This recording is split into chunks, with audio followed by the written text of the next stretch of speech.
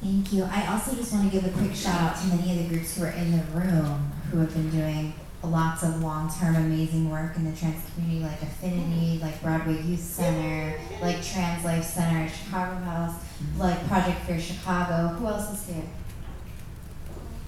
Shout yourself out. SWAP is here. Who else? We Charge Genocide, right? So that's also really helpful to the group that was wondering more about how to get involved. There's lots of places and opportunities. Okay, this group? And then I think we have time for one more. Hi, Ms. Major. First of all, thank you so much for being here. It's a real pleasure for me as a trans person to be in this space with you. And what we talked about was really that our strategies ourselves, and that we need more spaces and opportunities for trans people, and particularly trans people of color, for us to come together and just mobilize around our own strengths and our own, build our own solutions and create our own communities. But I think for some of us who've had those experiences in those spaces, we found distraction show up in the face of tension and strife and drama, egos within those spaces. And we were wondering what your experience has been dealing with that within the community, and how to overcome that so that we can actually build on our own power and our own strength. First of all, drama in all capital letters.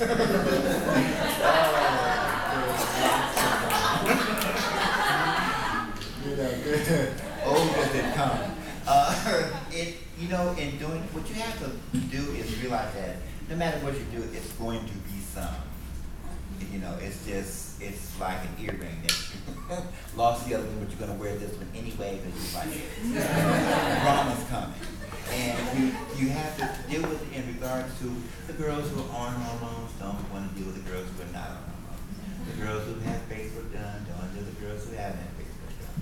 The trans men who've had their breasts removed don't want to talk to the trans and feel they can keep their breasts, And the thing is that you have to figure out a way in negotiating them to be around each other to understand you don't have a damn thing to do with how this person presents.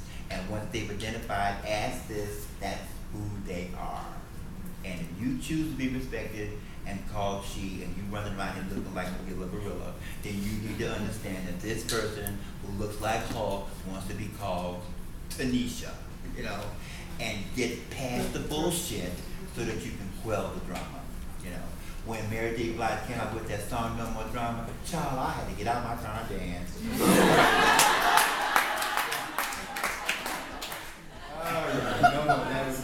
What a world that would be. But it can work, What I used to do when I was in New York was throw rent parties just for the girls to come over, and socialize. And to having one for just the girls and one for just the boys, then have one where the girls and boys are there together, and work on building some cohesiveness between that. And you can figure out a way to do that by dealing with seeing who the people are that you're dealing with and how you're going to get this to work, and then slowly blend it in, like making a cake, John. You need flour, sugar, baking powder, so building it like that, and then slowly introduce it. And it can work. It ain't gonna be easy, but it can work. Don't get great over it, obviously, because it can't happen. Oh, all right.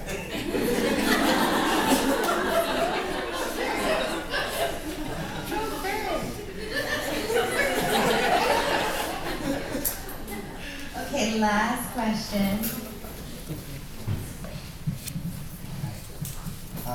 So some of the solutions we came up with, we were thinking more on like a human level. We're instituting a Pink Angels or a queer patrol, so that if people were getting messed with, they could have some people to call for backup. And then gender-neutral bathrooms and TNGC High School.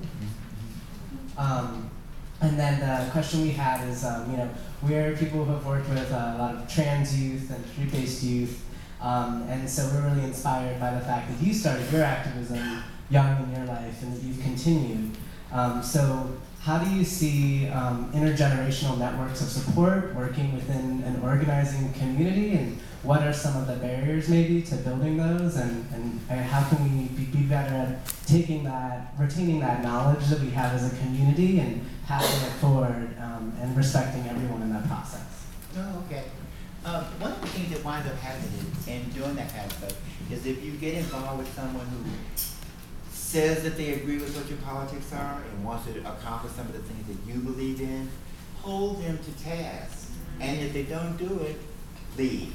There's no reason to stay there and put up with that bullshit under the guise of we're trying to make this better. Let them know they're not and go someplace else.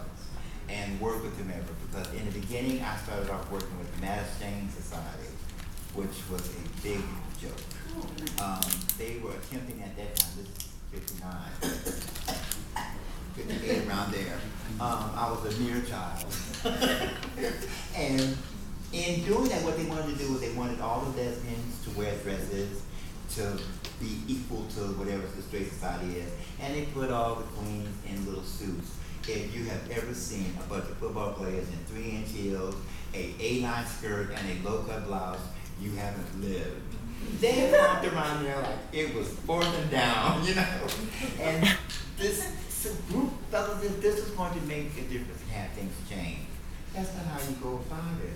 You have to have things change because they accept you as you are, as you present, in the manner that you choose to have them do this. It's your decision. It's not theirs. And don't let them take that from you. Hold on to that. And if it isn't working for that, change. You don't have to stay in some place that it's not going to be cohesive to who you are and furthering your progress to go forward.